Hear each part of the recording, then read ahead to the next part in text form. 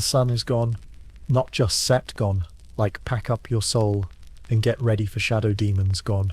Welcome to Amsterdam, circa 1448, where night isn't romantic, it's damp, it's slightly dangerous, and it smells like someone boiled a shoe in cabbage water.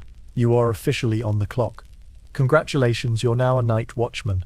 Mandatory civic duty, zero glory, and a firm chance of stepping in something that used to be alive. Your job description? Vague. Keep the peace, they say. Watch for trouble, they mumble. One guy told you to walk slowly and look serious. Another said, try not to die, which honestly is great advice across centuries. As you make your first patrol down Kalverstraat, yes, the same Kalverstraat you can shop at today, only now with 800% more ghosts, you carry with you the authority of the city council. Which sounds impressive until you realize they're mostly worried about whether the fish tax was collected. In truth, your presence is less about safety and more about optics. You are not the sword of justice, you are the lantern of plausible deniability. And yet, your presence matters. Because the second you're not there, someone's chicken gets stolen, someone else's daughter elopes with a lute player, and someone wakes up missing half a mustache. Amsterdam isn't huge yet. Just a few thousand people stuffed between canals and paranoia. Everyone knows someone who's been robbed, haunted, or peed on by a street dog posing as a spirit. Let that sink in. Your job is to stand between civilization and complete midnight chaos, armed with nothing but a big stick and the ability to shout. You walk in pairs. Ideally. But sometimes your partner doesn't show. Maybe he's sick. Maybe he's drunk. Maybe he got mistaken for a thief by the Bakers Guild again. So tonight, it's just you and your clapper. The wooden clapstock isn't just a noisemaker, it's a symbol. It says, I'm watching, which is hilarious considering it's pitch black, and you can't see your own hand without holding it up to the moonlight. No torches. Open flame is a no-no in a city where everything is either made of wood or soaked in oil. Your lantern has a little shutter, like a medieval flashlight with commitment issues. You flick it open only when necessary. Most of the time you walk blind, memorizing steps, alley turns, and pig troughs, like you're navigating a maze, someone greased just for fun. Then there's the etiquette. You're expected to call the hour loudly. 1 o'clock, and all's well. Unless it isn't. In which case you say something like, 1 o'clock, and moderate anxiety. There's no manual, but there is judgment. If you shout too loud, you wake the merchant class. Too soft, and the council says you're slacking. If you skip a beat entirely, your supervisor, usually a guy with more opinions than teeth, reports you for dereliction. And it gets weirder. Did you know you're supposed to sniff for fire? Yes, not look, smell. If you miss the scent of burning pitch, thatched roof, or eel oil, it's your neck. The city assumes your nose is both calibrated and always alert, despite the fact that you just walked past a ditch full of rotting cabbage and you're still slightly hungover from Tuesday. But it's not just fire you're watching for. It's suspicious activity, defined loosely as anything from a man running too fast to a dog barking at shadows. One time, a night watchman blew his horn because he saw a squirrel he didn't trust. The magistrate gave him a bonus for vigilant imagination. You're not just undertrained, you're expendable. If you catch a thief, you're expected to detain him. But you're also not allowed to draw blood, unless he resists. And even then, only with reasonable restraint. This is, of course, incredibly vague. What is reasonable restraint when someone's trying to shiv you with a cheese knife? Still, the absurdity becomes routine. The pace slows. You know the city by sound more than sight. The squeak of a loose shutter, the creak of a cart that always gets left outside the cooper's house, the hiss of cats in a turf war near the tannery. You settle into the rhythm of the shift like a tired heartbeat. Not fast, not slow, just steady. And then, the knock. Faint. 3 taps. Behind a door that shouldn't have any business at this hour. You pause. It's none of your business, technically. But you remember last week. A man didn't report a knock. Next morning someone's goat was missing. And the shoemaker was found trying to barter with a very convincing dog. Coincidence? Maybe. But you're not paid enough to take that risk. So now what? Do you knock back? Shout a warning? Call for backup you don't have? Or do you do what any brave, civic-minded 15th century hero would do? and walk very quickly in the opposite direction, pretending you heard nothing at all. So, let's talk about the air. If you've ever been to Amsterdam, maybe you remember a crisp breeze, a faint whiff of canal, maybe even fresh bread from a nearby cafe. Beautiful, picturesque. Now, delete that. In the 15th century, the air wasn't crisp, it was textured. You didn't breathe it so much as chew it. Each step on your nightly patrol brings a new aromatic challenge. The alley behind the fishmonger smells like Neptune's armpit. The square near the Tanner's Guild, that's fermented cow urine mixed with despair. And God help you if the wind shifts near the butcher's corner. It's like a battlefield, but with more hooves. Amsterdam in 1448 was many things. Progressive, yes. Trade savvy, sure. But clean, no. No. Hygiene wasn't even a rumour yet. And you, dear night watchman, are walking through this humid buffet of horror with nothing but your wool cloak and a slowly decaying sense of smell. Now, there were attempts at cleanliness. People dumped their waste outside rather than inside. Progress, right? Well, kind of. Waste, both human and animal, was thrown into the street, typically with a cheerful gardy-loo if the thrower was particularly courteous. If not, it simply happened. One moment you're admiring the moonlight on the canal. The next, you're dodging last night's dinner being ejected from a second-story window. The streets were cleaned. Occasionally, a man called the Straightfugger would sweep refuse into bigger piles of refuse, where it would be carted away, ideally before it rained and turned everything into a medieval smoothie. But carted away often meant tossed into the nearest waterway. And remember, those canals are also your drinking water, your bath, your trash bin, and sometimes your emergency toilet. Multitasking, medieval style. As night watchman, you're not just walking through this, you're responsible for it. Sort of. You're expected to take note of unsafe sanitary conditions, which is vague enough to mean anything from a suspicious puddle to a street corner currently on fire. Your nose becomes your first line of defense. See, the city didn't just stink, it communicated through stink. The sharp ammonia reek of fresh tanner's urine, normal. But a sudden shift to sweet, sickly rot, that could mean plague.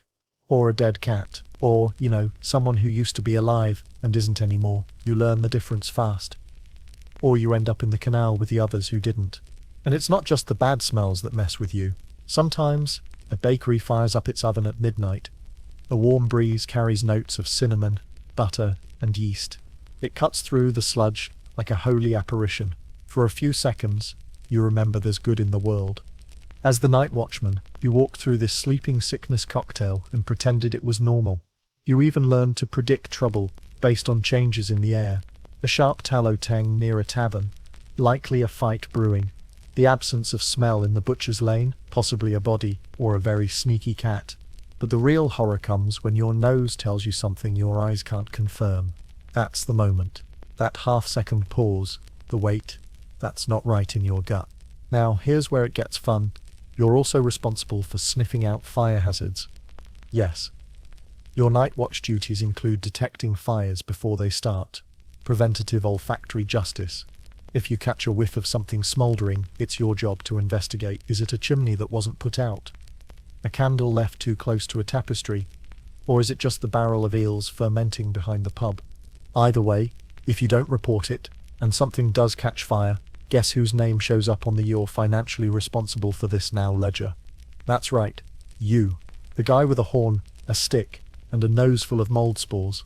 Fire wasn't just dangerous, it was apocalyptic. A single blaze could take out entire city blocks. And firefighting, that was mostly bucket lines, and a lot of screaming, which, to be fair, is also how most civic events went back then. So as you trudge through your route, gagging slightly at the smell wafting from the dyer's workshop, today's bouquet, hot wool and goat bile, you keep your senses sharp, not because you're brave, but because you're legally obligated. And let's face it, in this town, "I didn't smell it" doesn't hold up well in court. You pass a silent courtyard. A shutter creaks above. You glance up, nothing, just laundry swaying like ghost flags. And then, a breeze. Not strong, just enough. You stop. Nose twitches. Is that burning feathers? Again? You sigh, deeply. Time to wake up the guy with the pigeons. Let's take inventory. You, the noble night watchmen of 15th century Amsterdam, are armed to the teeth with a stick, not even a sharp one. It's called a klapstok, which sounds vaguely like IKEA furniture, and is about as threatening as one. This wooden clapper isn't designed for battle, it's designed for making noise, like the world's most depressing maraca. You swing it, clap it, tap it against the cobblestones to remind everyone, hey, someone's watching. Also, please don't rob anyone tonight. I have this. In theory, it works by deterrence. In practice, it works about as well as shouting at a drunk cow. But the klapstok has symbolism. It's tradition. It says, this man is part of the civic body, which is a fancy way of saying, if you kill him, it's technically illegal. The stick is heavy, not for hitting, mind you, but for visibility. Nothing says authority like a person awkwardly carrying a log around town at 3 a.m, looking like they're either going to break up a bar fight or build a bookshelf. Then there's your horn. Oh, the horn. Brass, dented, and approximately as loud as a regretful donkey. It's your emergency broadcast system. If something goes wrong, like a fire, a robbery, or a goat uprising, you blow the horn. And then you wait. For someone. Anyone. Hopefully another watchman, but more likely a mildly curious baker or a man who thinks he's a wizard. Of course, there's no real protocol on how many times you blow it. Once means urgency. Twice means seriously urgent. 3 times means you've probably already soiled your trousers. It's chaos, really. But so is your job. You also carry a small lantern. It's about as useful as a matchstick in a wind tunnel. It's got a shuttered front, so you can open it and cast a tiny, flickering light on suspicious activity. Like someone trying to pick a lock, or a raccoon pretending to be a nun. You're supposed to conserve oil though, so most of the time it just hangs off your belt, swaying gently like a sarcastic reminder of your underfunded reality. Let's not forget the most important piece of gear, your cloak. Thick, scratchy, wool, smells like it fought a sheep and lost. It's your only protection from the cold, the rain, and let's be honest, emotional vulnerability. Watchmen aren't supposed to cry, but when your boots are soaked through and the wind cuts through your bones like a rude cousin, you might shed a tear or two, and the cloak will absorb it, along with everything else. There are, naturally, other optional items. A cudgel, for those hands-on moments. A whistle if your horn's broken or your lungs have given up.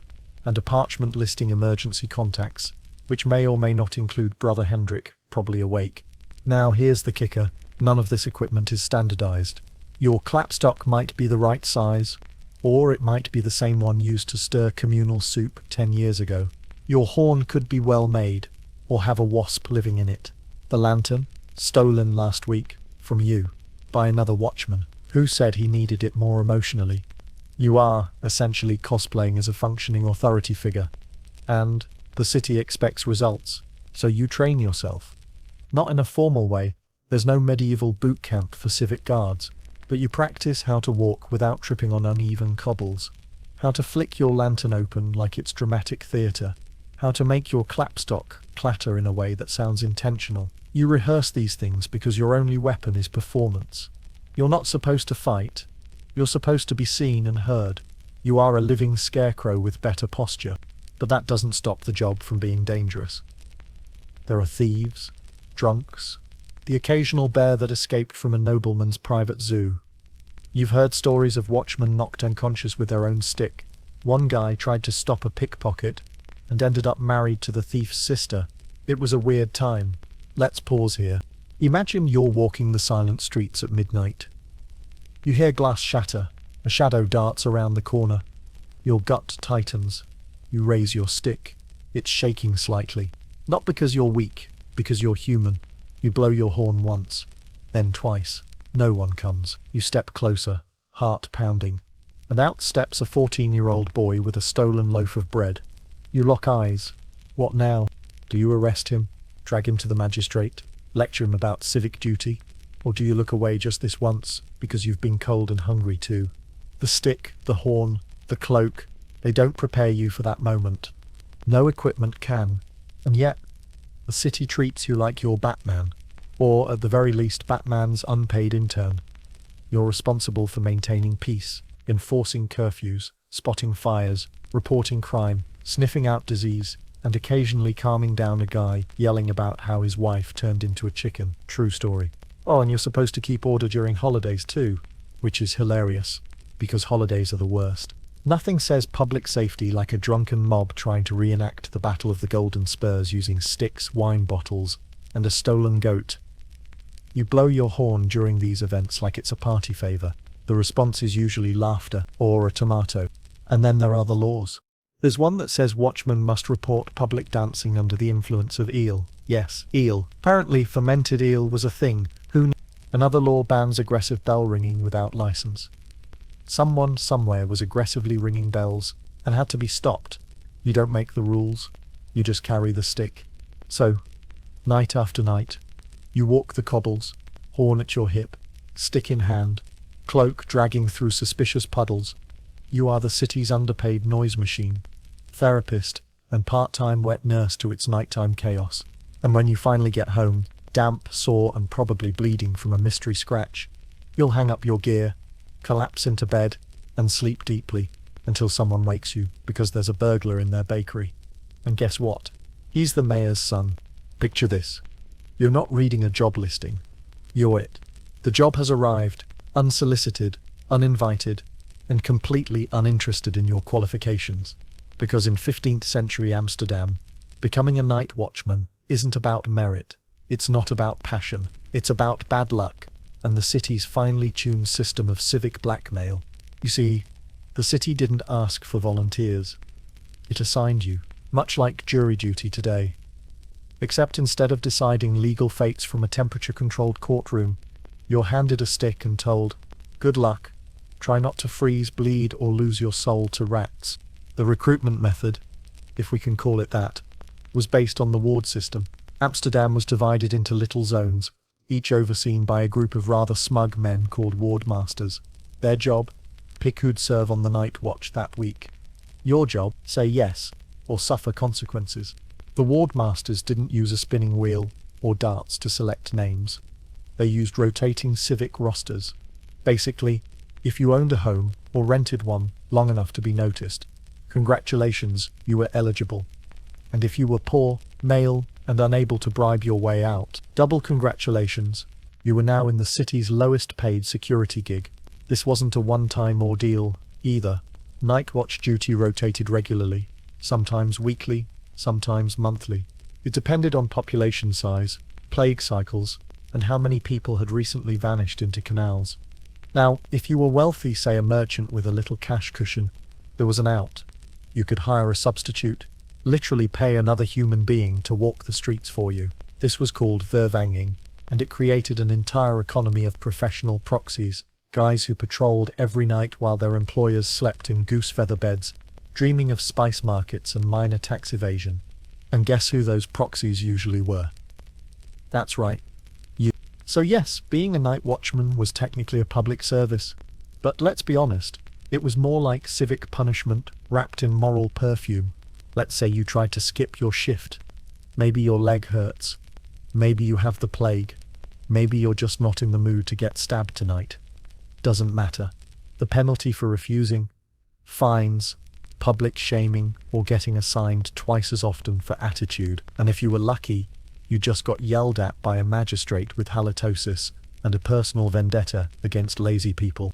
Training? Huh? None. Not even an awkward welcome session with stale bread and a bored scribe reading a list of forbidden horn-blowing times. You were expected to figure it out. Observe, mimic, hope for the best. It's medieval onboarding at its finest. You're the intern, the manager, and the guy who unclogs the metaphoric toilet, all in one cold package. Now, technically there was oversight. The city had sergeants and watch captains, men who coordinated patrol routes and kept tabs on performance. Their job was to make sure you were showing up not drunk, and occasionally yelling all's well, loud enough to be heard by a guy who writes things down for a living. Some captains took this seriously, others didn't. One infamous case mentions a watch captain who used patrol duty as an excuse to meet his mistress behind the fishmongers. He was demoted after someone noticed his lantern had been left swinging from a hook like an abandoned metaphor. Performance evaluations, such as they were, relied on complaints. If a merchant got robbed and you were assigned to that zone, the assumption was your fault. whether you were there or not. Whether the merchant was awake, drunk, or even honest, didn't matter. The burden of competence was entirely yours. And then there were quotas.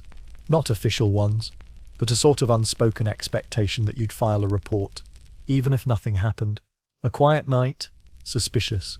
You were expected to spot something, anything, a noise, a flicker, a cat wearing a suspicious hat. The city loved documentation, especially documentation that proved the watch was effective, even if that effectiveness was measured in reports about unusual smells near the dye vats. Let's pause for a second. You didn't choose this. You were chosen, randomly, unfairly, without compensation that even remotely justifies the risk. You're a cog in a civic wheel greased by fish guts and bad decisions, and still, you walk your shift, because if you don't, someone else suffers, or someone else vanishes, or worse, someone writes your name down. So you comply, you serve. Some nights you wonder what it would have been like if you'd been born rich. Would you be sipping wine instead of sniffing for fire? Would you be sleeping in a canopy bed instead of pacing through frost and fog? Would you be the one paying some poor guy to carry your burden? Probably. But you weren't. You are.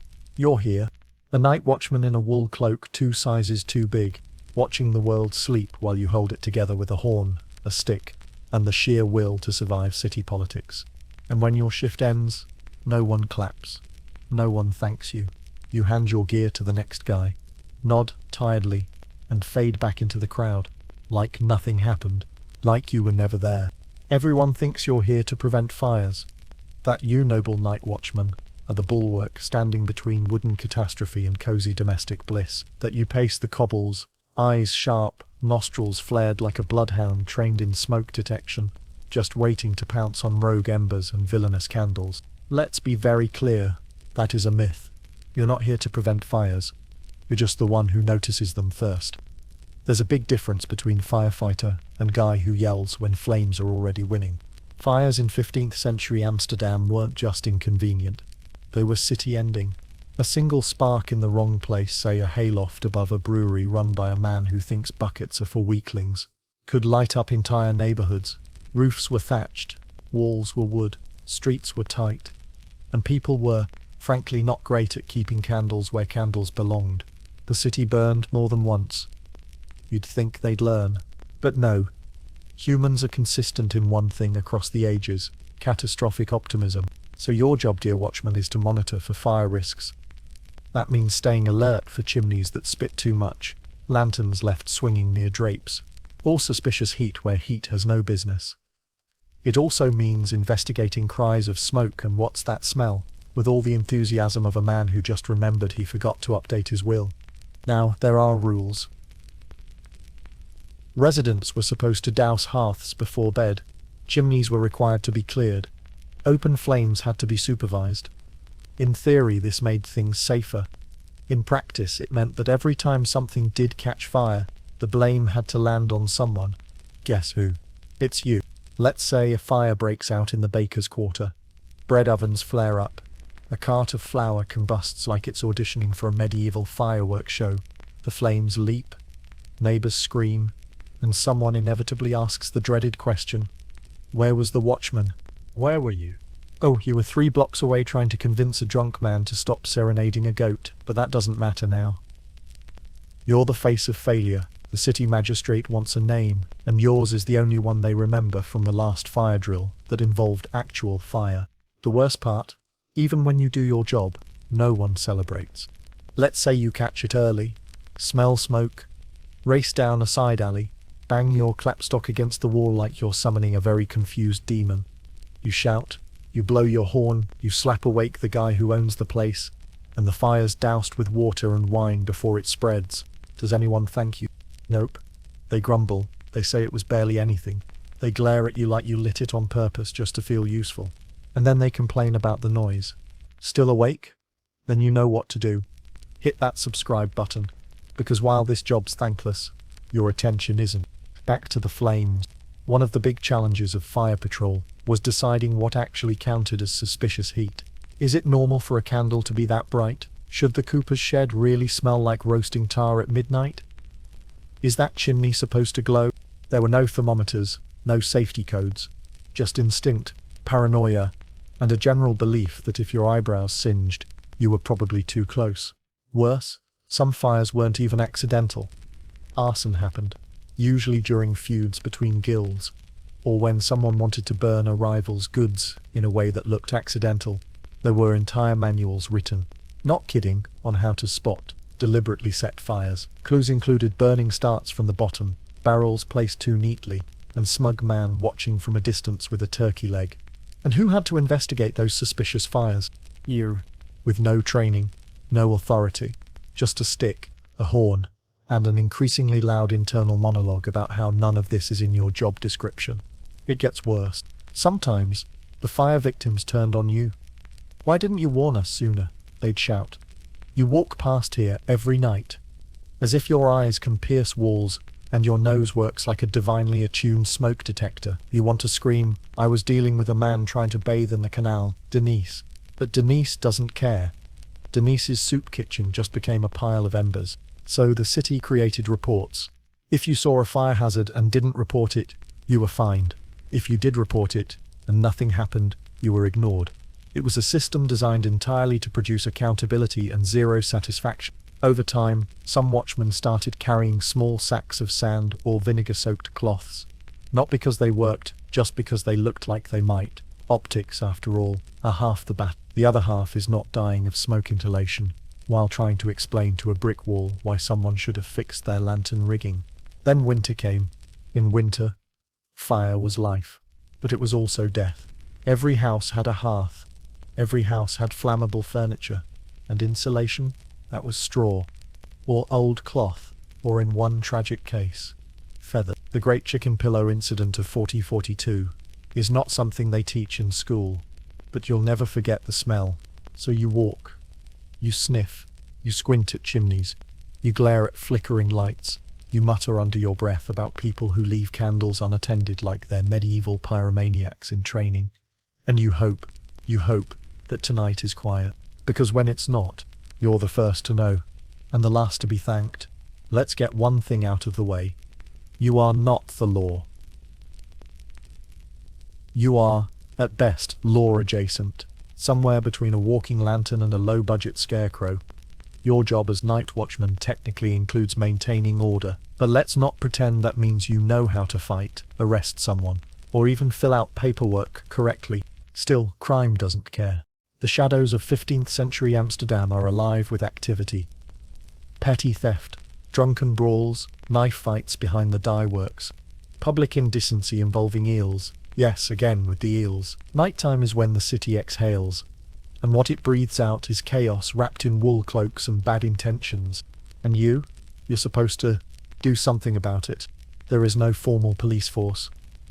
The night watch is the closest thing to it, and that's like saying your cousin with a walkie-talkie is basically the FBI. You have no real training, no weapon beyond a stick, and no backup, unless another watchman is close enough to hear your panicked horn blowing, which, let's be honest, just makes you sound like a medieval goose in distress. But the crime? Very real. Start with the classics. Theft. Pickpockets prowl the alleys. Not the romantic Robin Hood types. More like dirty, desperate men who would steal your belt while complimenting your shoes. Bread thieves are common, especially during bad harvest years and markets at night. Not closed, just less supervised. A strong arm and a fast sprint often mean a free dinner. And then there are burglars. You see a flicker in a shuttered house. Could be a candle.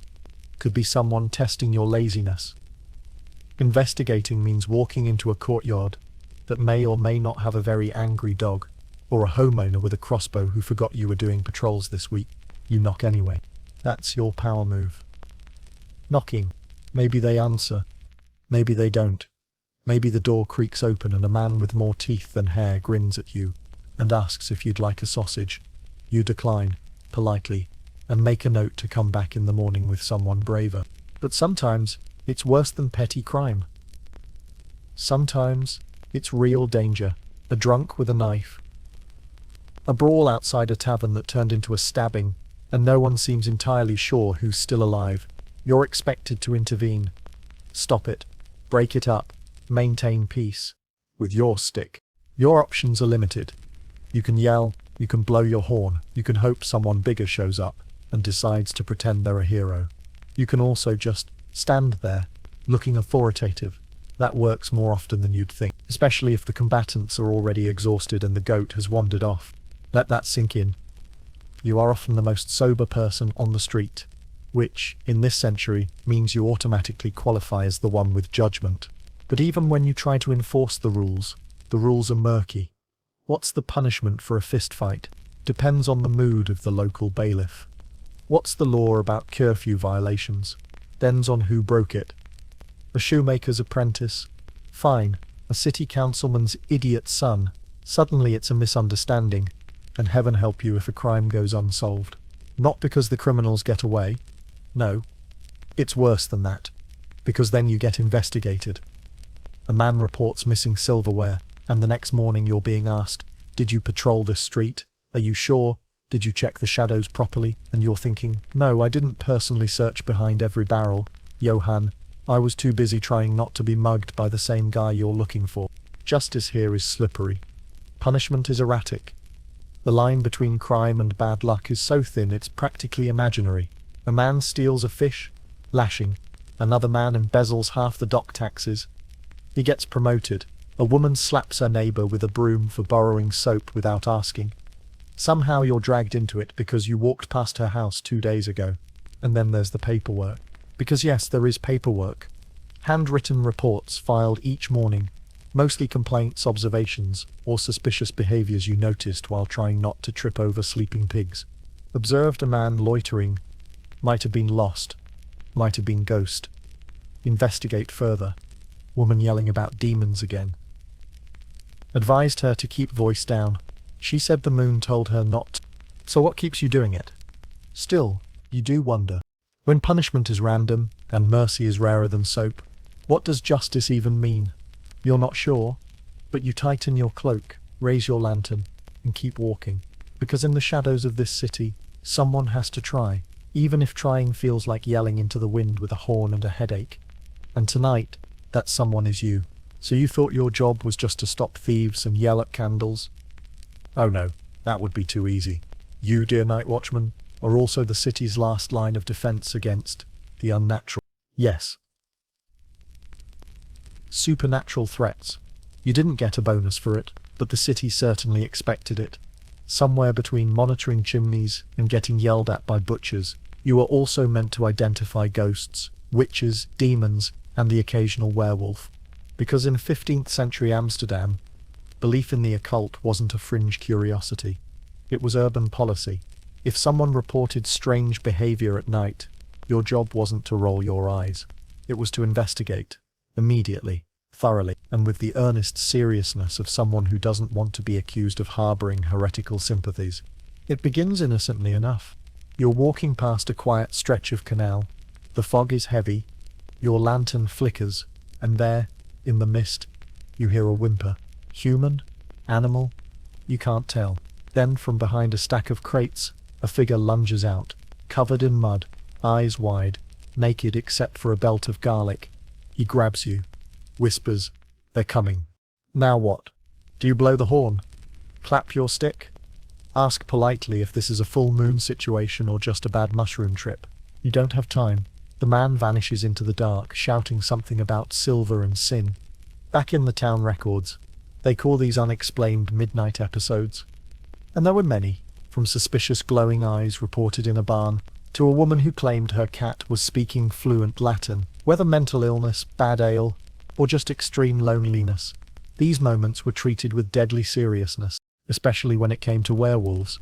Europe was in the middle of a long, strange romance with the idea that perfectly normal humans could transform into hairy, bloodthirsty beasts. Most of these tales came from the countryside, but in cities like Amsterdam, the fear still lingered, especially on quiet, moony nights when dogs barked without reason and something knocked twice on a door with no one behind it.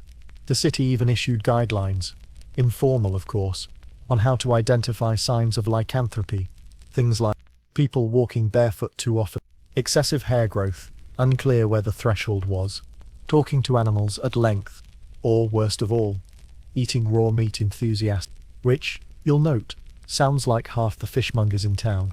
Now, you didn't have a silver sword, you weren't trained in exorcisms or anti-wolf protocol, but you were expected to report such sightings with discretion and immediacy, the record says, which translates loosely to don't cause a panic, but also do panic a little, quietly. So you start taking mental notes.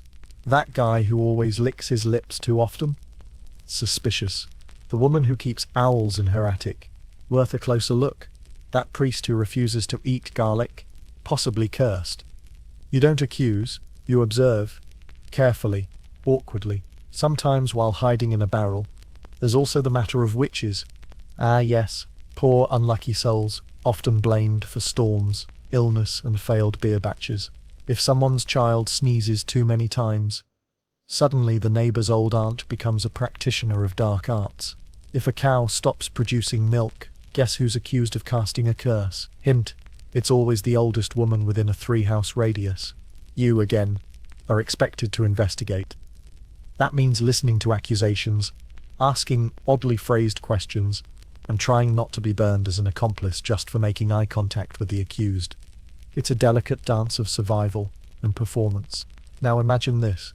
It's midnight. You're summoned to the edge of town by a frantic merchant who insists something is howling in the woods. You arrive, horn ready, stick slightly wobbling, and sure enough, howling, but not just one, several, echoing, getting closer. You squint into the darkness, see eyes, multiple pairs, low to the ground, move, you freeze. Are they wolves? Just dogs? Or something else entirely? This is the part where you remember that no one taught you what to do if it is a werewolf. There's no training scroll, no official whistle for that. All you have is instinct, mild constipation, and a strong desire not to die tonight. So, you back away, slowly, silently, back toward the houses, where other watchmen might be nearby. You blow your horn once, not in panic, but in that low, ominous tone that says, hey, something terrifying is happening and I don't want to deal with it alone. They arrive. You explain. You all stand there, staring at the woods. Nothing happens. The howling stops. Eventually someone suggests it was just dogs. Everyone agrees uncomfortably. But that night, you don't sleep. Not deeply. Because you heard something, you saw something.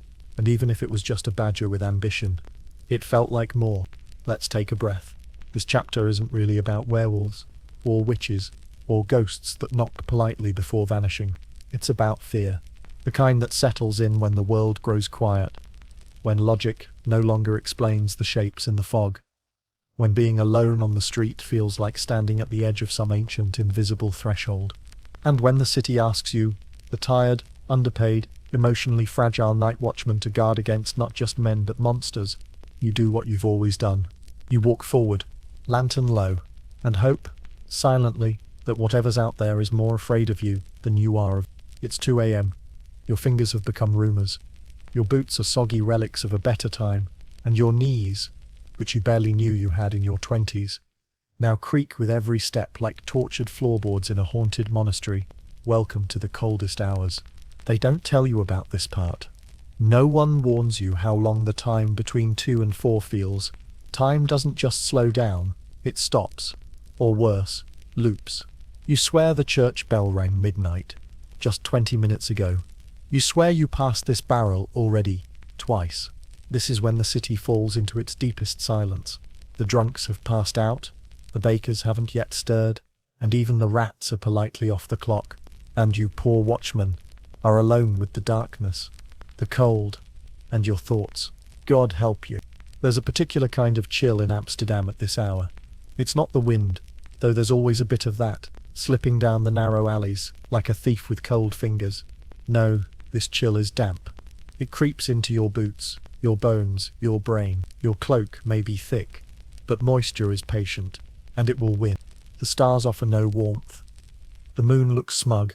Somewhere, a crow calls. You wonder, why's a crow awake? Is it judging you? Is that a demonic crow? You shake your head. Maybe you're sleep-deprived. Maybe you imagined it. Maybe the crow is imaginary too. That'd be nice. One less thing to explain in your report. There's no shame in admitting it. Your mind begins to slip. Just a little. The cold, the fatigue, the monotony. It scrambles things. You start hearing whispers in the wind. You start naming your clapper stick. You begin narrating your own life like you're in a tragic poem written by someone who enjoys suffering. And then come the hallucinations. Not dramatic ones. Nothing cinematic. Just little stutters in reality. A shadow that moves the wrong way. A sound that doesn't belong. A lantern that seems too far, too fast. One night, you stare at a cow for 5 straight minutes, convinced it's speaking Latin. You don't speak Latin, but you're pretty sure it called you a disappointment. That's the thing about the coldest hours. They're sneaky. You start out strong, stoic, determined. But the darkness is heavy, like wool soaked in guilt, like old grief curling around your legs. You're not just tired, you are unraveling, one frayed thread at a time. And still, you walk, because if you stop moving, you'll freeze. Literally. You've seen it happen. Once, a substitute watchman, a kid no older than 16, sat down for just a moment on a bench behind the brewery. They found him the next morning, stiff as salted cod. The magistrate ruled it an accident.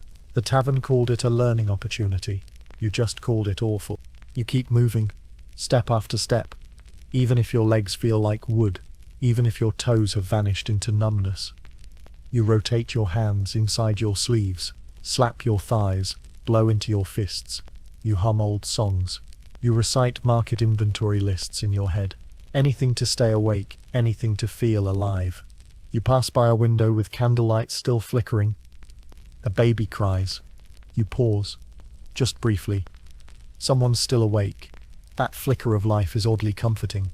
You imagine the mother, rocking the child, whispers, shushing, warmth. A world you're not part of, but one you're guarding. And it helps. For a minute. Let's pause here. This job isn't just about danger. It's about isolation. It's about walking alone while the city dreams, or drowns in nightmares. It's about bearing witness to everything the daylight politely ignores. Would you find peace in that silence? Or madness? There's a strange beauty to it. Sometimes. A frozen canal shimmering under moonlight. The reflection of a bell tower stretching like silver thread. The hush. The holiness of hush. The knowledge that, just for now, everything is no shouting, no fire, no goats doing weird, legally ambiguous things, just you, breathing fog, walking rhythm, and then a noise, sharp, sudden, not big, but real, a creak maybe, a footstep. You freeze, every instinct flares awake, you strain your ears, nothing, you wait, still nothing, you move again, slowly, maybe it was nothing, maybe the city dreams too. And sometimes dreams make noise. Or maybe someone is out there watching you back. This is why you can't relax. This is why the cold settles in your stomach, not your skin. Because while most people fear being alone, you fear you're not. But you keep going, because that's the job. Step by step, breath by breath, you make it through the alley with the leaning chimney, past the tannery, past the collapsed fence with the suspiciously mobile haystack. You make it back to your patrol circle. It's almost 3, 2 more hours. You've never hated a number more. Still, you endure. Still, you stay awake, because someone has to. Because if you stop, the cold wins, the dark wins, and worse, something might happen without anyone there to see it. And you? You're the eyes that stay open when the world is sleeping. You're the one who keeps the candle burning, even when your fingers forget how to feel. In the modern world, we have notifications, buzzes, dings, pings, endless alerts, designed to make you feel important, while slowly dismantling your will to live. In 15th century Amsterdam, there was no phone, no email, just bells. Big bells, loud bells, bells that didn't politely ping, they boomed, with purpose, with meaning, and sometimes, with no meaning at all. You, the humble night watchman, live your entire shift by these bells. They're your clock, your cue, your lifeline. When they ring, you listen. When they don't, you worry something's broken. Or worse, someone cut the rope again as a joke. It's never funny, Peter. Amsterdam's bell system is deceptively complex. There's the church bell, the city bell, the alarm bell, and the curfew bell. They each have distinct tones, supposedly But in practice, after hour 3 on patrol, everything just starts sounding like trouble. Let's start with the curfew bell. At sundown, it rings to announce that all decent citizens should be home. Doors locked, candles out, mischief boxed up and stored for another day. If someone's still out and about, it better be because they're a midwife or a miracle. Anyone else risks being mistaken for a criminal, a ghost, or worst of all, a teenager. Then comes the hourly bell. It tolls every 60 minutes to mark the passage of time, which is either helpful or maddening depending on how deep into your shift you are. Midnight? Fine. 2 in the morning? Grim. 4 o'clock? Congratulations, you've just time traveled via misery. But the bells aren't just about time. They're communication. Each pattern has meaning. 1 long toll, then 3 short, fire. 2 quick ones, then silence. Armed dispute in a tavern. Fast, frantic, non-stop ringing. Someone's panicking, and no one knows why yet. Could be wolves, could be tax collectors. You were supposed to memorize these sequences. They taught them once, in a small wooden room filled with cold benches and colder stairs. You remember approximately none of it, but you fake it. Everyone does. When a bell rings, you act concerned, alert, and if possible, already moving in the direction it came from, even if you're just circling the bakery again to sniff for cinnamon rolls. Here's the fun part.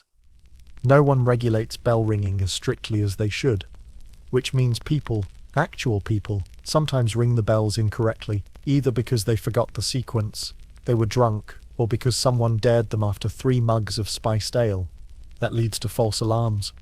And false alarms lead to you sprinting down cobblestone alleys only to find out it was some apprentice ringing the wrong bell because he thought he saw a flaming chicken.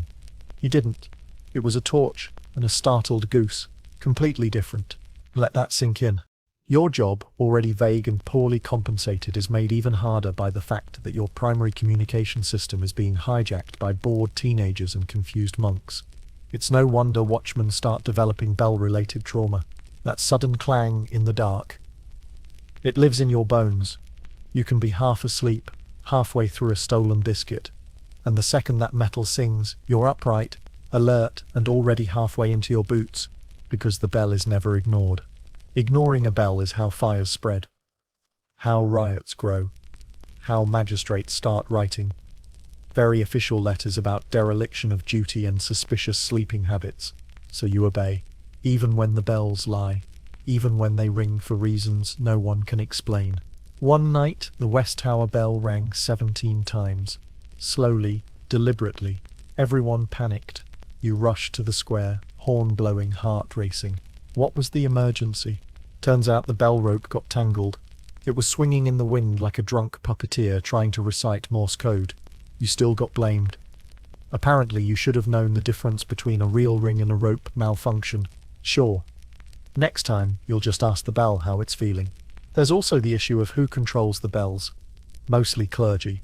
Occasionally the city council. And sometimes, unfortunately, eccentric nobles who think they're composers. One wealthy landowner once commissioned a special evening bell melody to play before bed. The result, 27 notes, half of them off-key, blasted across the rooftops at 10 p.m. sharp. It lasted 3 nights. On the 4th night, someone cut the bell rope and threw it into the canal. No one confessed. You had nothing to do with it.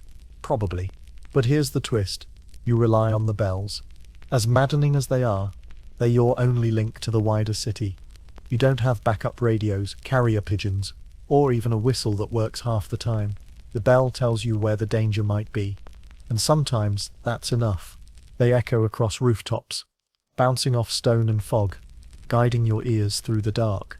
The sound is ancient, metallic, sacred, and even if the meaning is muddled, the presence of the bell means someone is watching, somewhere, even when you're not, so you listen.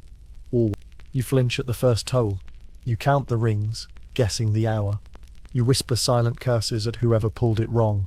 And sometimes, in your quieter moments, you stand still, eyes closed, and let the bell wash over you like an anchor in the night. Because even in a world this chaotic, at least the bell still rings. You're not just a watchman, you're a symptom detector, a rodent witness, a reluctant epidemiologist with a very limited toolkit and zero training. Because here's the thing, when the plague comes knocking, And it will. The first sign isn't coughing. It's silent. Too much silence. Tonight, your patrol route is suspiciously still. No barking dogs. No clattering carts. No drunk singing from the tavern near the fishmonger. The city feels like it's holding its breath. And so are you, because you know the drill. When the streets go quiet, the rats start to talk. Not literally, you haven't lost that much sleep, but symbolically, you hear them more clearly, scratching under floorboards, skittering along gutters, pouring from grain sacks like furry omens. You hate rats.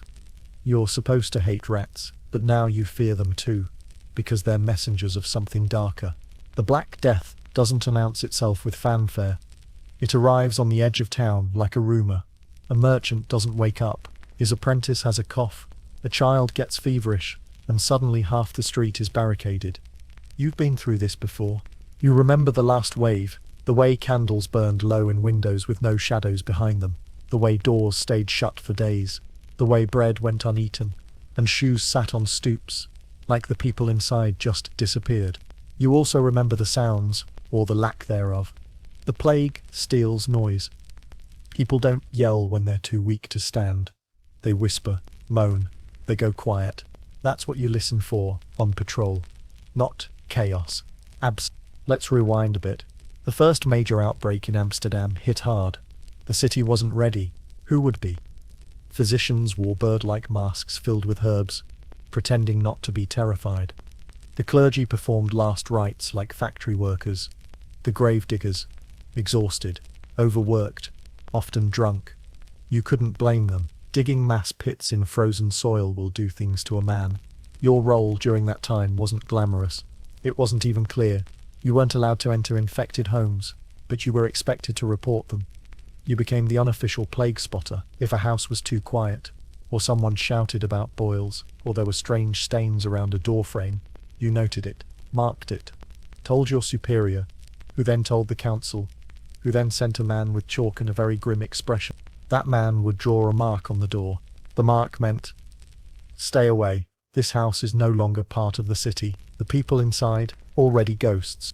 It never got easier, especially when the marked houses started to multiply.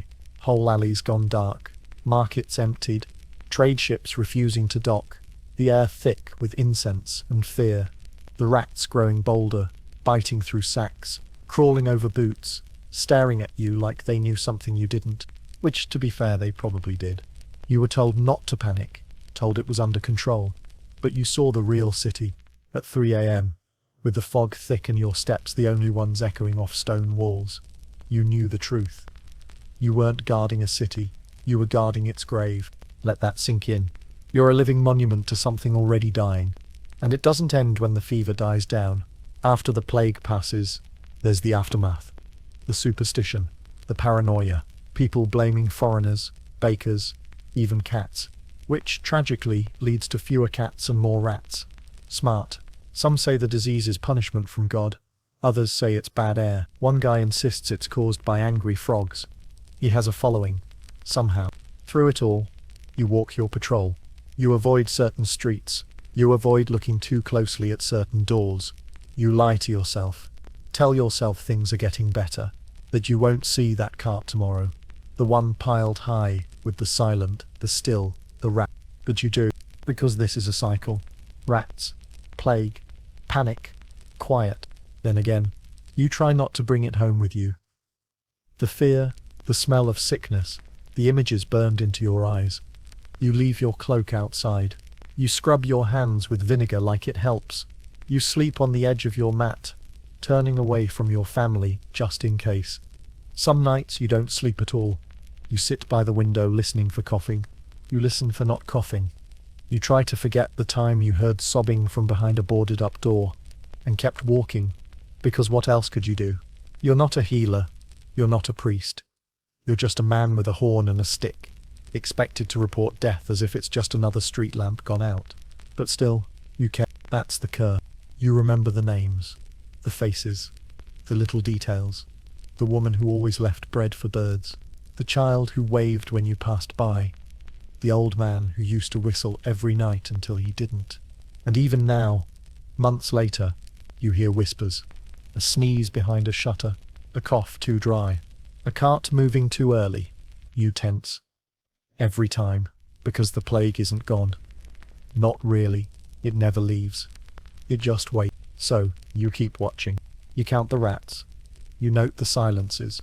You mark the odd smells, the closed doors, the empty stools, and you pray, to whatever will listen, that it doesn't return tonight. That maybe, just maybe, tomorrow will be quieter in the good way.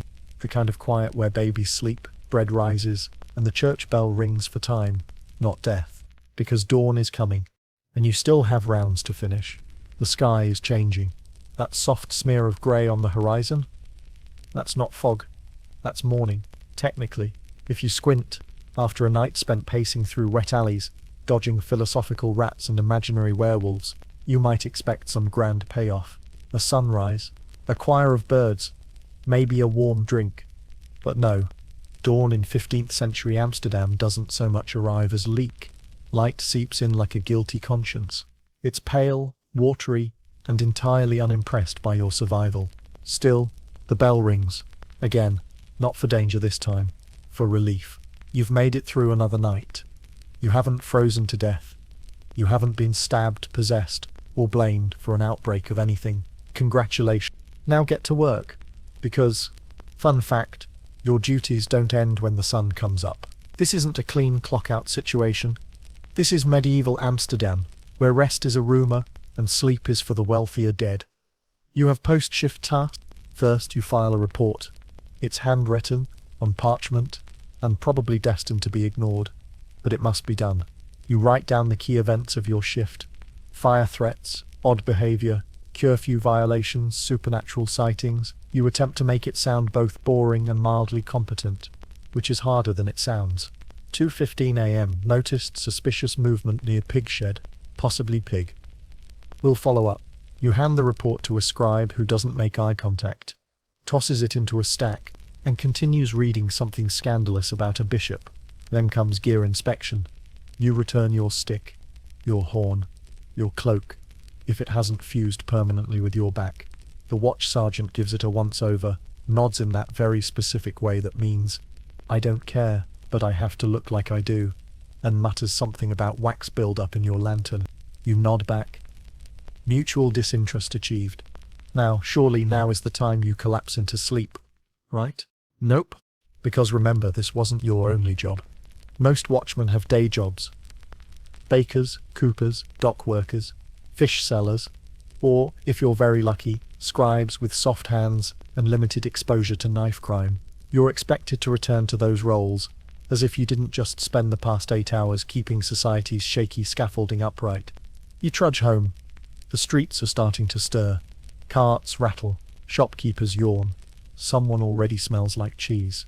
Children run past, laughing, completely unaware that you almost hallucinated a talking cat at 3 a.m. Must be nice. Your family greets you, or doesn't. Maybe they're asleep. Maybe they've long since stopped asking about your shift. Because what can you say? Good morning. I saw a woman arguing with a ghost behind the apothecary, and then stepped in what I hoped was soup. You undress. Slowly, every layer peels off like it's made of regret. Your feet are damp, your legs hum with the soft ache of prolonged vigilance. You lie down on your mat, or your straw-stuffed sack, or, if you're very unlucky, a shared bench, and you close your eyes.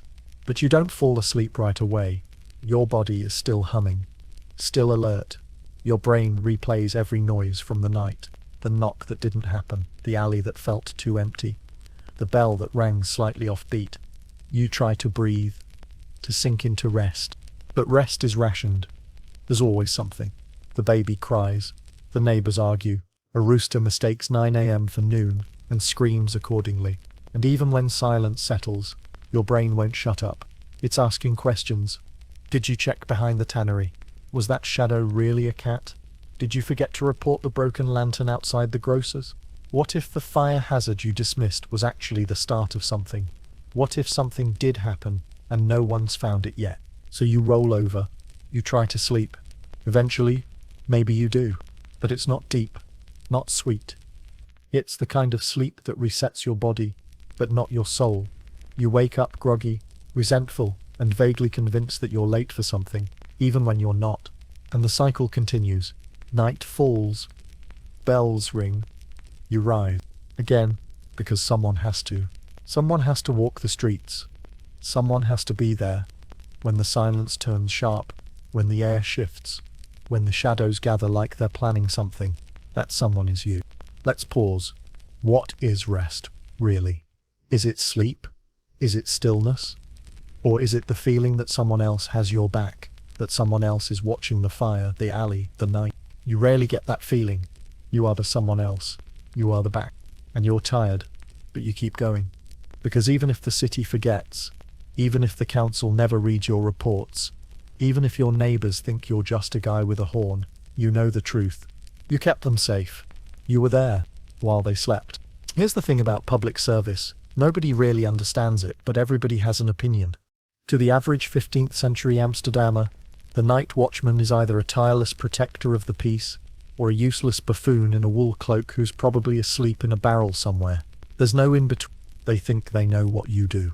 They imagine you patrolling like a knight with a stick, single-handedly stopping fires, fighting thieves, and nobly declaring the hour with poetic flair. They think you're a kind of nocturnal superhero, minus the tights, plus the dysentery. They are, of course, wrong. You know what you really did last night? You argued with a man about whether or not his goat had the legal right to enter a tavern. You slipped on eel guts. You tried to investigate a mysterious whistling sound and fell into a stack of turnips. But no one sees that part. They just see you walking home at dawn, tired and hunched, and think, lazy. The upper classes are the worst. To them, you're a necessary inconvenience. They like the idea of a watchman, someone out there protecting their imported rugs and decorative swords, but they don't want to know the details, especially if the details involve you knocking on their door at 3 a.m. to inform them their chimney is on fire.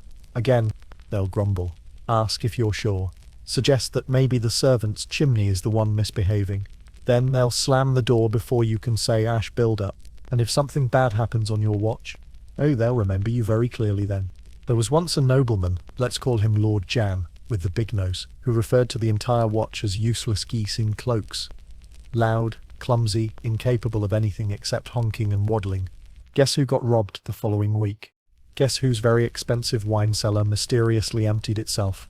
Guess who suddenly asked, very politely, for more frequent patrols near his estate? You were there. You saw the look in his eyes. The maybe I shouldn't have insulted the men who walk past my house with keys and grudges look. But for every Lord Bignose, there's also the common folk, and their opinions are more chaotic. Some think you're corrupt, that you're taking bribes from street vendors and turning a blind eye to illicit eel trades. Others think you're some kind of morally upright saint, sent by the city to protect the weak and innocent from shadowy figures and bad soup. And then there are the ones who just don't care. They see you, they nod, maybe they grunt. That's it. Which frankly is better than the ones who stop you every 5 minutes to ask, is it safe out tonight? As if you have some kind of prophetic map of all upcoming crimes and plagues tucked under your cloak. You try to correct the misconceptions. You do. You explain that you're there to report suspicious activity, not solve crimes on the spot. That you don't carry shackles. That you're not allowed to hit people unless they hit you first, and you get a note from the council. But no one listens. They already know what you are, or rather what they think you are, and art doesn't help. Paintings of night watchmen are ridiculous. You've seen them. Grand, moody portraits with dramatic lighting, and way too many feathers in the hats. Everyone standing in formation, looking like they're about to defend the city against an army of flaming ghosts. In reality, you're just trying not to trip over a sleeping beggar while muttering something about firewood storage violations. The best part, those paintings aren't even of actual watchmen. They're commissioned group portraits. Rich men who paid to dress up as night guards for the photo op. The Renaissance version of cosplay. You, the real thing, were probably outside, freezing, while they argued about who got to stand near the artist. So yeah, representation? Not exactly accurate. And then there are the complaints, formal ones. Every few weeks, the city council receives an angry letter from a guild or a church elder about watchmen who failed to apprehend a suspicious figure near the tannery, or watchmen who shouted the wrong hour and startled the cheese delivery donkey. You get summoned. You get scolded. you get told to restore the dignity of the post, which is hilarious, because you're currently wearing boots stuffed with straw and your dignity froze off sometime last November. Let's pause. You do this job because someone has to. Because the city, for all its complaints and misconceptions, needs someone to walk the line between order and chaos. And yet, they never really see you. Not truly. They see the symbol, the myth, the man with the not the real you, the one who hasn't slept properly in 3 nights, who knows every loose cobble and creaky shutter in the city, who once talked a terrified child back to her house after she got lost in the fog. They won't paint that. They won't write songs about the time you stopped a knife fight between 2 drunk butchers by throwing a cabbage. But you'll remember. Because in the end, it's not about what they think, it's about what you do. And you'll keep doing it. Cloak dragging, lantern swinging, misunderstood. Because somewhere someone is safer because of you. Even if they'll never say thank you. There's a strange poetry to Amsterdam at night, one you don't notice at first. Not while you're still dodging rats and wondering if that puddle is water or something darker. But after enough nights, after enough quiet footsteps and cold breaths, you begin to see it. Not the Amsterdam of markets and shouting, not the city of guilds and taxes and bureaucrats with opinions about bread weight. No. This is a softer Amsterdam, the one only you and the cats get to know. Lanterns flicker behind warped glass. Their glow is uneven, amber halos casting long shadows on crooked brick. Each window tells a story. One flickers in rhythm with a rocking cradle, another stays still, like its owner has fallen asleep beside it. Book open, dreams spilling into the room like candle wax. And above it all, the moon watches. It doesn't shine. It floats.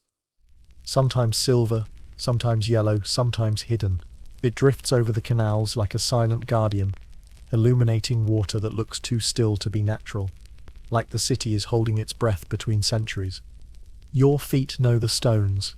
That one near the fishmonger is loose. The one outside the apothecary dips just enough to catch water but never drain it. You don't think about it anymore. Your body just moves, like clockwork, or sleepwalking, or prayer. The canal is quiet. Not silent, never silent, but quiet in a way that makes you feel like sound is a secret. You hear the drip of water from a leaking boat, the flap of a sheet that wasn't tied down properly, the soft sigh of wood expanding with the cold, and once, even a laugh. A single, hushed laugh. Someone shared a joke with the darkness, and it wasn't meant for you. You move on. There are voices behind closed shutters, a murmur here, a low song there. Some people are still awake.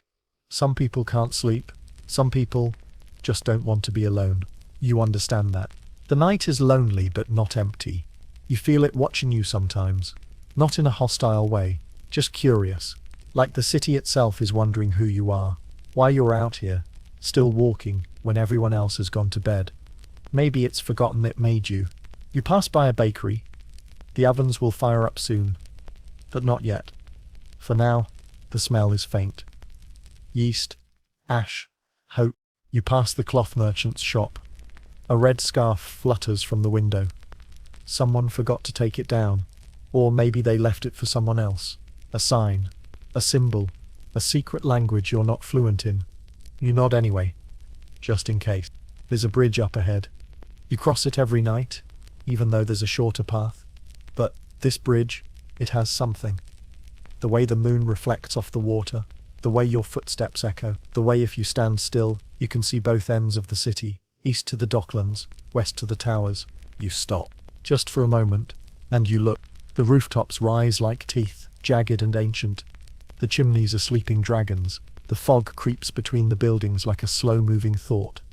You feel small, but not unimportant, like a comma in a very long sentence. You stand there for longer than you mean to. It's peaceful. Heavy, but peaceful.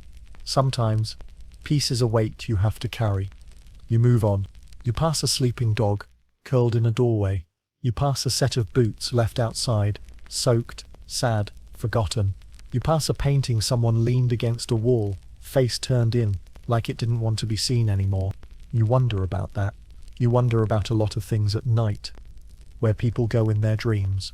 What happens to old songs when no one sings them? Whether the bells remember every time they've rung.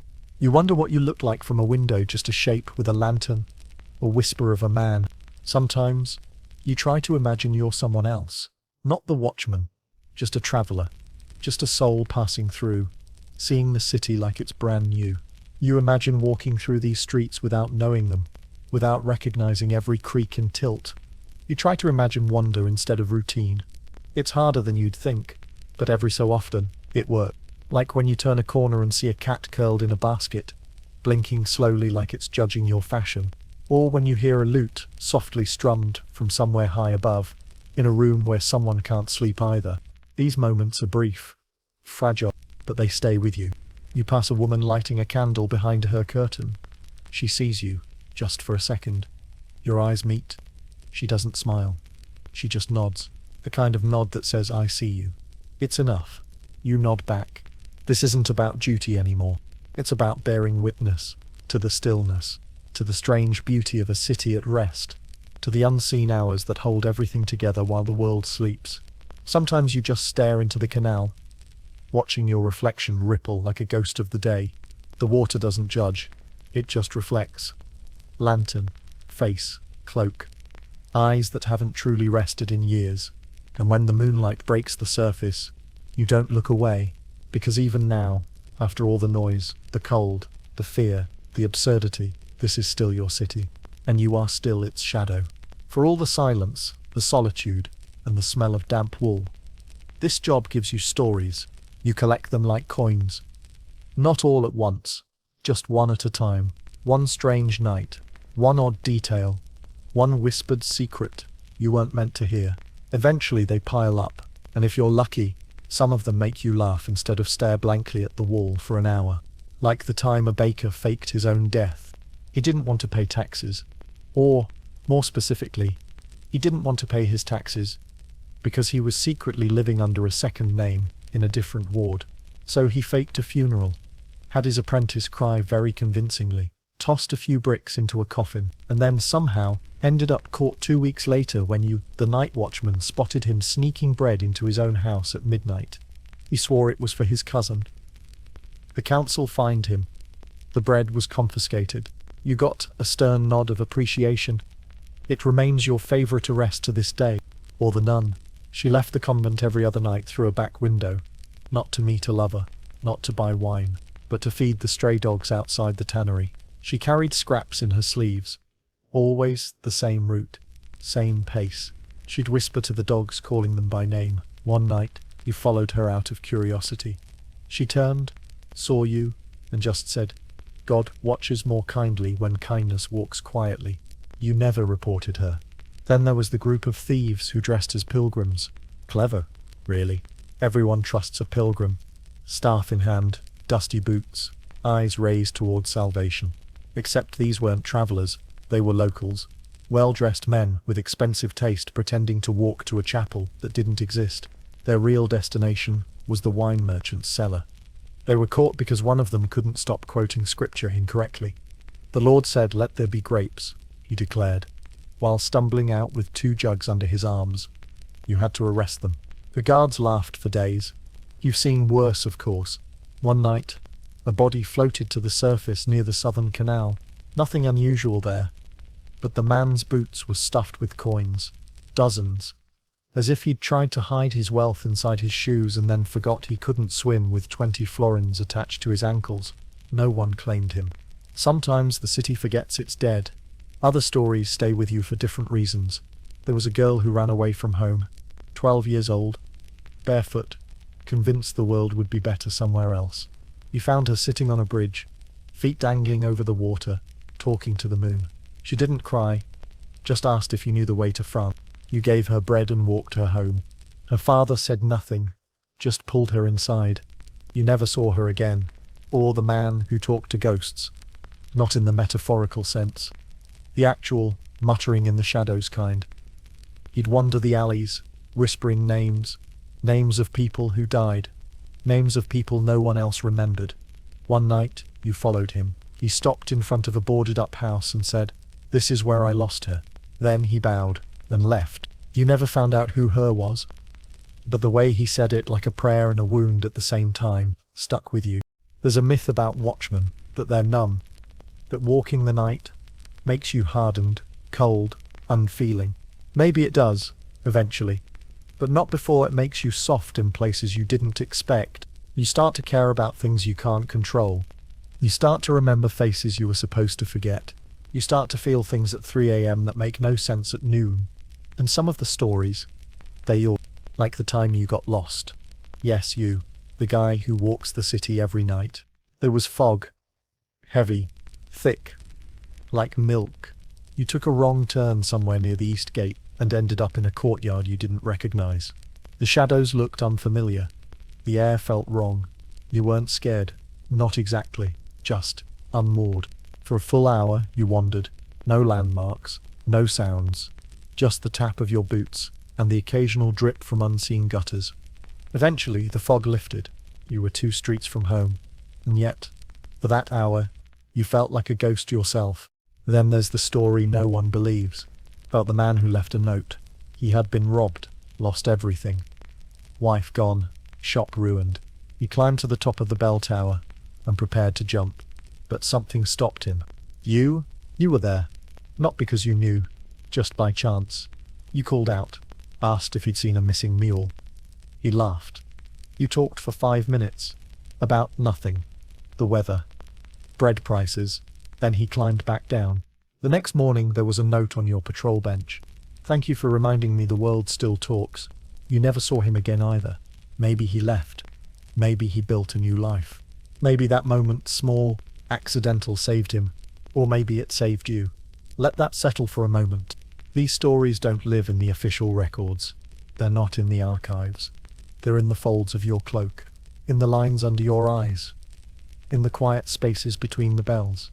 Because the truth is, this city isn't just bricks and rules and fire codes. It's people. Strange, brilliant, broken people, doing their best, not to drown. And you see them all.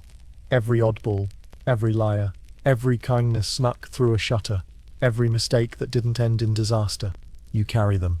Because someone has to remember. Someone has to witness the parts of the city that don't get painted, sung, or archived. Someone has to say, yes. That happened. I was there. And you were. Every watchman knows the city's rhythm.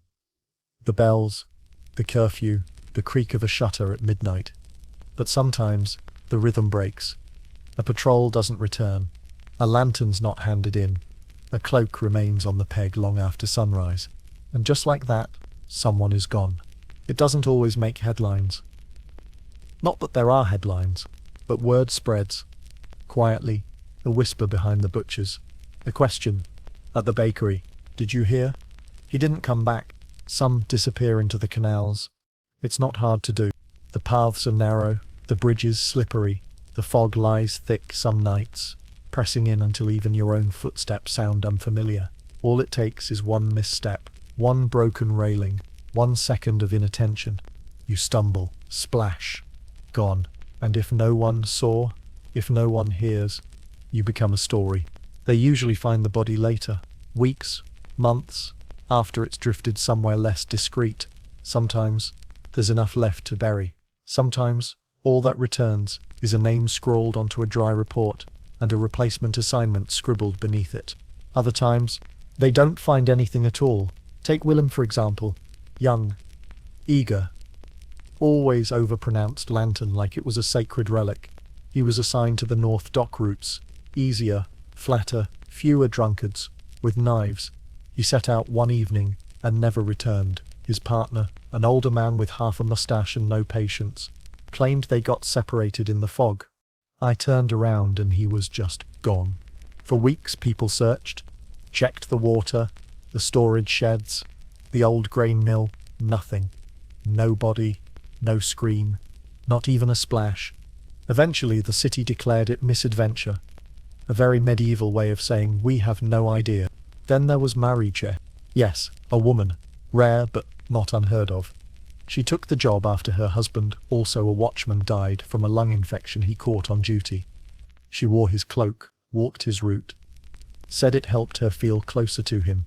One night, she vanished too. No foul play suspected. Nothing overtly sinister, but her lantern was found, still lit, sitting on the edge of the bridge, balanced too perfectly to have been dropped. Her name was added to the same ledger. One line. No detail. Some think she jumped. Others think the city took her. That's what they say when they don't know what else to say. The city took them, like the cobblestones got hungry. Or the canals decided someone had seen too much. It's nonsense. But after enough years, enough disappearances, it starts to feel true. Because this job takes things. It takes your sleep, your warmth, your sense of safety. It takes your faith in people, then gives it back, then takes it again just to prove it can. It takes your name, turns it into a job title, and slowly erases the difference. And sometimes, if you're not careful, it takes you. But it's not always dramatic. Some watchmen don't vanish. They fade. They grow tired, quieter. Their reports get shorter, their patrols less thorough. They stop knocking on doors that look suspicious. They stop asking questions when the shutters rattle too late. They walk their routes like ghosts, already halfway gone. And then one day, they're simply not there. No disappearance, no funeral, just a name that stops being mentioned, a cloak that gets passed down, a lantern reassigned. Life moves on. People say, he was a good man, and maybe that's enough. But you wonder, who remembers the ones who disappeared? Who tells their stories? You do, because you walked beside them. You saw them joke about frozen socks and badly carved patrol sticks. You heard them talk about their families, their dreams, the soup they were going to eat when they got home. You saw the fear in their eyes when the wind howled wrong. You saw the courage when they entered a dark alley first. You remember how Marajek always whistled the same tune? How Willem never tied his boots tight enough? How old Bram carried licorice in his pocket and pretended it was for emergency energy, but really just liked sharing? These details don't make it into records, but they live on in you. Because when the city forgets, the watch remembers. And when the watch forgets, then they're truly gone. Let that land. All jobs have risk. But this job, this cold, thankless, absurd job, it eats people. Not always literally, but sometimes, just barely not. And yet, we show up. We keep walking. We light our lanterns. We trace the same steps that others once traced, wondering if they saw the same shadow we just saw, wondering if this is the night we turn a corner and don't come back. We joke about it, laugh, even, because humor is the last shield we have against the weight of it. But inside, we remember. We carry every name like a secret. Not because they asked us to, but because someone has to. So next time someone says, it's just a silly old job, or what do you even do all night? You'll know. Honoring, protecting, not just the city, but the people who stood here before you. People who walked the same streets, faced the same fog, and didn't come home. So tonight, when you start your patrol, take one quiet moment, look at the city, and whisper a name. Any name, because even if the city forgets them, you won't. Fast forward, past the bells, past the fog, past the plague, carts and creaky lanterns, and nights that smelled like salted regret. Zoom ahead, 6 centuries. The world has changed. But the night still belongs to the same kind of people. But deep down, same soul, same role. The modern night watchman wears polyester, not wool, carries a flashlight instead of a clapper stick, drinks bitter coffee instead of boiled rainwater. But the task remains. Stay awake, stay alert, be there while everyone else isn't, and they are there. In hospitals, keeping someone's heart beating through a beep-filled night. In parking lots, checking doors while freezing wind snakes down their collar. In lobbies, nodding at the occasional insomniac guest who wanders past like a confused ghost in hotel slippers. They keep cities running in the background. No applause, no parades. Just the hum of fluorescent lights and the occasional mouse who has achieved full administrative access to the break room. We rarely notice these people, because we're not supposed to. They work while the rest of us rest. Quietly, invisibly, professionally. They carry keys, codes, pages, clipboards. Their uniforms vary, their duties fluctuate, but their presence is consistent. Silent proof that civilization hasn't shut down entirely while we sleep. Sound familiar? There's an odd dignity in being awake when the world is asleep. It's not glamorous, it's not lucrative, but it matters. Because someone has to notice when the lights flicker. Someone has to reset the rotor when the security system fails. Someone has to stand between everything's fine and call for help. In that sense, the modern night worker isn't just a job title. It's a continuation Of you.